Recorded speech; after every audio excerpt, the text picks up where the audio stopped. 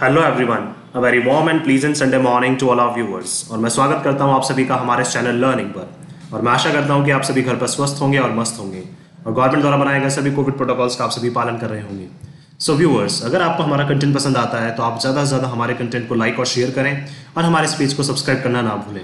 आप हमसे हमारे टेलीग्राम चैनल पर भी कनेक्ट हो सकते हैं, जिसका लिंक हमारे डिस्क्रिप्शन बॉक्स में दिया हुआ है। वहाँ पर भी हम आप लोगों को डेली बेसिस पर हिंदी और इंग्लिश की वर्कअप्स प्रोवाइड करवाते हैं और कुछ प्रैक्टिसेस भी वहाँ पे आप लोगों को डेली बेसिस पर दी जाती हैं, जिससे आपके जितने भी ग्रामेटिकल कंसेप्ट्स हैं जैसे नाउन्स, प्रोनाउंस, एडजेक्टिव्स, एडवर्ब्स, वो सभी आपके क्लियर हो सकें और आपके जितने भी कॉम्पिटेटिव पर्पस हैं जैसे बैंक, एसएससी, यूपीएससी, स्टेट पीएससीज, वो सभी आपके क्लियर हो सकें। सो विजिट करना ना भूलें आप हमारे टेलीग्राम चैनल को। सो आज का जो हमारा संडे स्पेशल है वो है फॉर्मेशन ऑफ सेंटेंसेस। लेकिन उस संडे स्पेशल को स्टार्ट करने से पहले जो कल हम लोगों ने एडिटोरियल डिस्कस किया था, उस बेसिस पर आप लोगों के लिए दो वर्ड्स हैं। कल हम लोगों ने दो वर्ड्स डिस्कस किए थे, एक था हिंडर और दूसरा वर्ड था हमारा इक्विटी। तो आपको ये बताना है कि हिंडर और इक्विटी का मीनिंग क्या होता है और इनसे एक सेंटेंस फ्रेम करके आपको हमें कमेंट बॉक्स में लिखकर जवाब देना है। आप अपने सजेशंस भी हमें कमेंट बॉक्स में लिखकर बता सकते हैं और आपके सजेशंस पर भी हम लोग डेफिनेटली वर्क करेंगे। तो चलिए स्टार्ट करते हैं हम लोग फॉर्मेशन ऑफ सेंटेंसेस।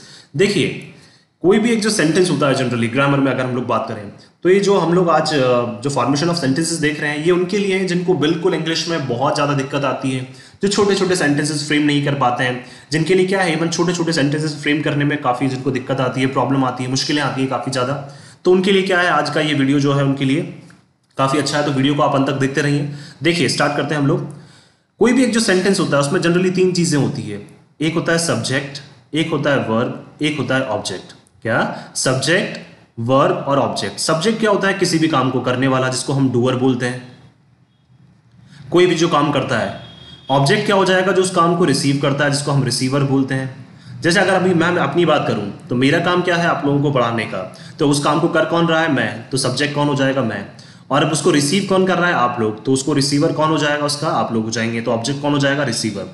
अब देखिए, वर्ब की अगर हम लोग बात करें तो वर्ब जनरली दो तरह की होती हैं। अगर हम लोग सेंटेंसेस के अकॉर्डिंग हम लोग देखें, वैसे तो और भी टाइप्स होते हैं, लेकिन अगर हम लोग ग्रामर के अकॉर्डिंग चलें या सेंटेंसेस में टेंसेस के अकॉर्डिंग चलें हम लोग, तो जनरली दो ही तरह की क्या है हमें यहाँ पे वर्ब्स देखने को मिलती है। एक होती है हेल्पिंग वर्ब, एक होती है मेन वर्ब। देखिए, हेल्पिंग वर्ब क्या होती है? हेल्पिंग वर्ब जो हेल्प करती है हमारी टेंस को आइडेंटिफाई करने में। मेन वर्ब क्या होती है? जो हमें एक्शन बताती है। मेन वर्ब तो एक्शन बताती है और हेल्पिंग वर्ब क्या करती है? हमारी हेल्प करती है। अब देखिए, अब एक चीज़ अच्छे से सुनिए यहाँ पे। जैसे सब्जेक्ट और ऑब्जेक्ट जो है, ये हम हर सेंटेंस में क्या कर सकते हैं? सेम रख सकते हैं। ठीक है, सब्जेक्ट और ऑब्जेक्ट जो है वो हर सेंटेंस में हम क्या कर सकते हैं? सेम रख सकते हैं। जैसे देखिए, मैं यहाँ पे दो तीन सेंटेंसेस लिख रहा हूँ। I am doing my work. I am doing my work, ये पहला सेंटेंस। इसमें सब्जेक्ट हो जाएगा आई और माई वर्क क्या हो जाएगा? ऑब्जेक्ट। उसी तरह से दूसरा सेंटेंस में लिखता हूँ, I have done my work. इसमें भी देखिए सब्जेक्ट सेम है और माई वर्क ऑब्जेक्ट भी सेम है। थर्ड अगर मैं लिखूं, I shall be doing my work. अब देखिए मैंने क्या तीन जनरल एक सेंटेंसेस लिखे हैं, तीन जनरल सेंटेंस लिखे हैं।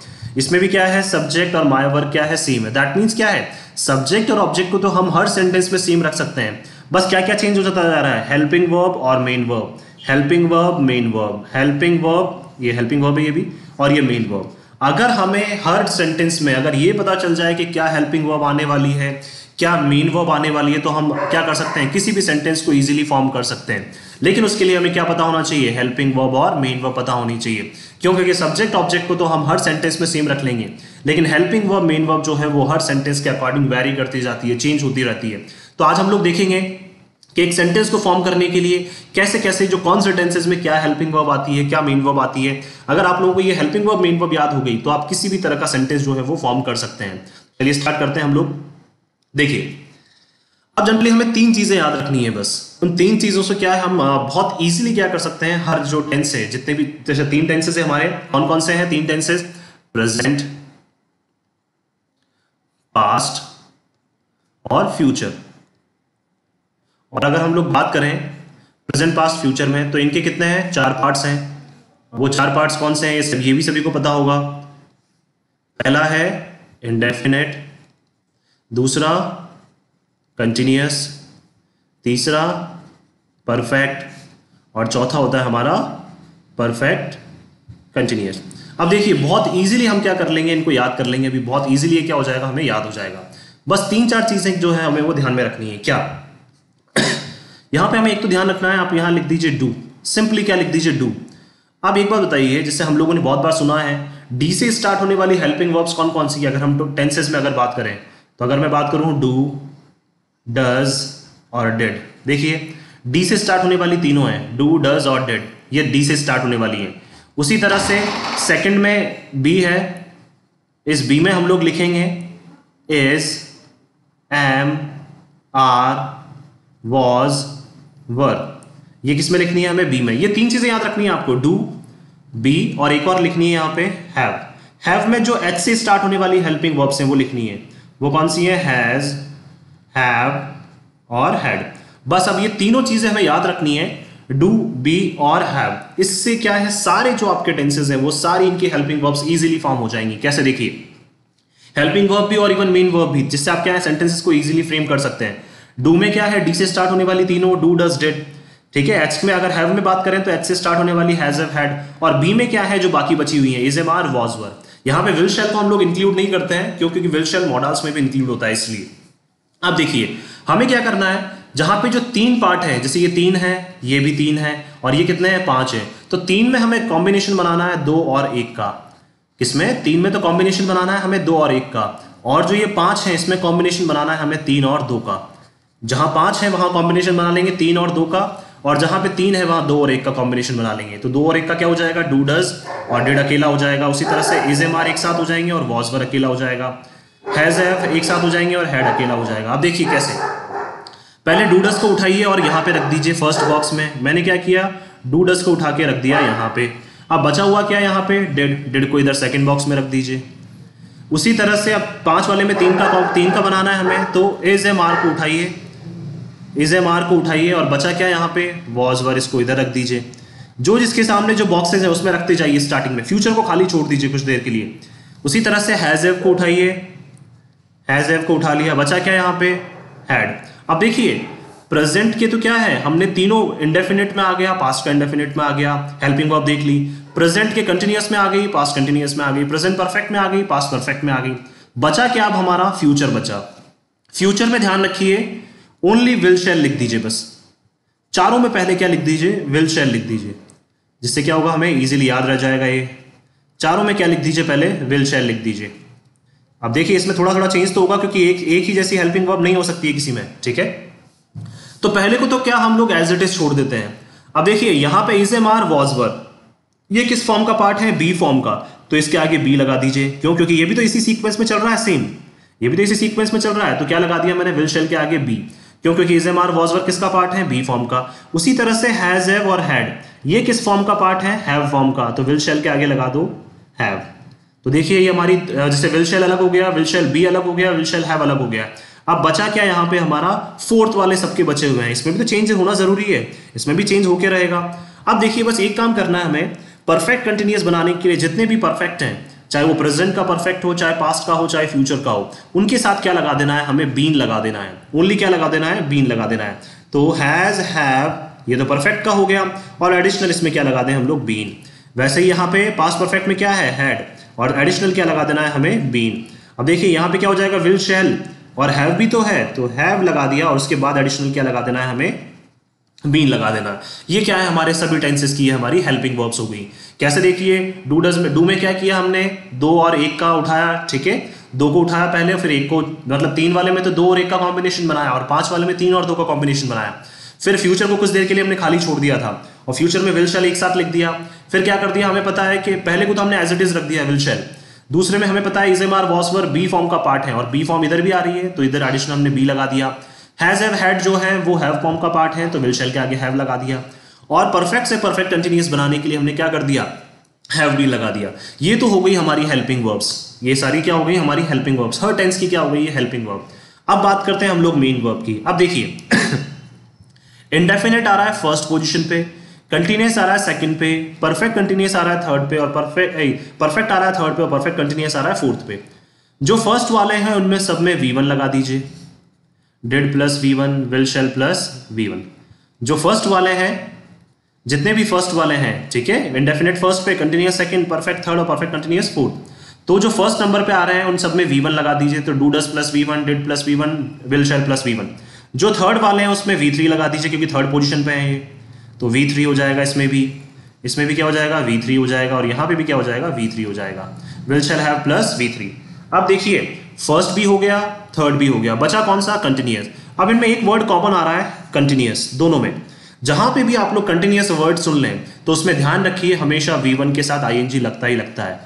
जहां पे भी काम का कंटिन्यू होना बताया जा रहा है, काम कोई कंटिन्यू हो रहा है, काम चल रहा है या चल रहा था या चल रहा होगा, चाहे चल रहा है मतलब प्रेजेंट में, चल रहा था मतलब पास्ट में चल रहा था, और फ्यूचर में चल रहा होगा, ठीक है। तो जहां पे भी क्या आ जाए, कंटिन्यूअस की बात होगी, काम चलने की बात होगी, वहां पे हमेशा V1 के साथ ING लगेगा। जैसे हम लोग लिखते हैं डूइंग, वर्किंग, मेकिंग, ये सब क्या है, हमारी कंटिन्यूअस फॉर्म है। तो यहाँ क्या हो जाएगा, V1 प्लस ING।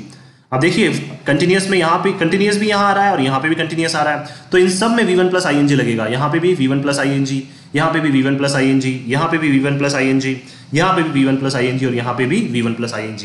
तो देखिए ये हमारी क्या हो गई, हेल्पिंग वर्ब्स भी हो गई और मेन वर्ब्स भी हो गई। तो अगर अब आपसे कोई भी सेंटेंस बोला जाए तो आप इजीली हम क्या कर सकते हैं, उसको फ्रेम कर सकते हैं। जैसे देखिए अब एक दो सेंटेंसेस मैं इवन बताता हूँ, फिर आप लोगों को टास्क दूंगा, वो आप लोग कर रहे हैं, ठीक है। जैसे मान लीजिए मैंने सब्जेक्ट ले लिया राहुल, मैंने सब्जेक्ट ले लिया राहुल और ऑब्जेक्ट ले लिया मैंने स्टडीज, ठीक है, स्टडी मान लीजिए या फिर ऑब्जेक्ट मान लीजिए हिज वर्क मान लीजिए, ठीक है। तो ऑब्जेक्ट ले लिया हमने हिज वर्क और राहुल हो गया हमारा सब्जेक्ट। अब अगर मैं आपको बोलता हूँ पास्ट कंटिन्यूअस से बनाइए तो राहुल के साथ क्या लग जाएगा, वॉज डूइंग हिज वर्क। क्यों, अभी हमें पता है पास्ट कंटिन्यूअस, आप एक बार देख लीजिए, इसको याद कर लीजिएगा अच्छे से। उसी तरह से फिर से क्या है, राहुल और मैंने क्या बोला था, सब्जेक्ट ऑब्जेक्ट को तो सेम रख सकते हैं, लेकिन क्या चेंज करते जाएंगे, ओनली हेल्पिंग वर्ब और मेन वर्ब चेंज करते जाएंगे। तो देखिए राहुल वॉज डूइंग हो गया। अब मान लीजिए मैंने आप लोगों से बोला कि आप सेंटेंस बना के बताइए मुझे प्रेजेंट परफेक्ट में, तो क्या हो जाएगा, Rahul has done his work. तो ये क्या हो जाएगा, Rahul has done his work. ये देखिए प्रेजेंट परफेक्ट से भी सेंटेंस हो गया। और अगर हम लोग बात करें फिर नेक्स्ट, अगर हम लोग चलते हैं तो राहुल, मैंने आप लोगों से बोला कि आप मुझे बना के बताइए पास्ट परफेक्ट कंटिन्यूअस का, तो क्या हो जाएगा, Rahul had been doing his work. अब देखिए हम क्या कर रहे हैं, ओनली सब्जेक्ट ऑब्जेक्ट को तो सेम रख रहे हैं हम लोग, ओनली हेल्पिंग वर्ब और मेन वर्ब चेंज करते जा रहे हैं। तो अगर हमें क्या है, हर टेंस की हेल्पिंग वर्ब मेन वर्ब पता है, तो इजीली हम लोग क्या कर सकते हैं, हर एक सेंटेंस फॉर्म कर सकते हैं। बस अब इनकी क्या है, जो एक हिंदी आइडेंटिटीज भी होती हैं वो भी हमें पता होनी चाहिए कि हिंदी आइडेंटिटीज कैसे हम लोग क्या करेंगे, इनको पहचानेंगे, हिंदी में कैसे आएगा। अब देखिए एक बार फिर से चलते हैं हम लोग ऊपर, ठीक है, और देखिए मैं बताता हूँ आप लोगों को कैसे कैसे, एक बार ये याद कर लीजिएगा, इनको सुन लीजिएगा एक बार।